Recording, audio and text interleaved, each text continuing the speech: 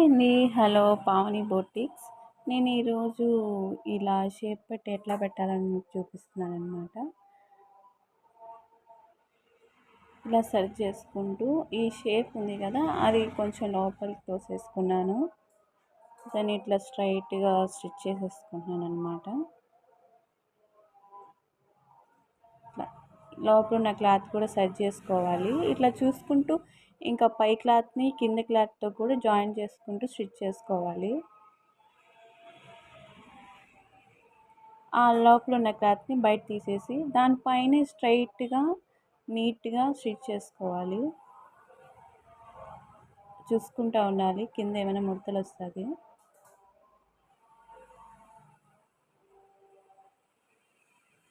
అంతే అండి, షేప్ పెట్టి రెడీ అయిపోయింది. దానిపైన ఇంకొక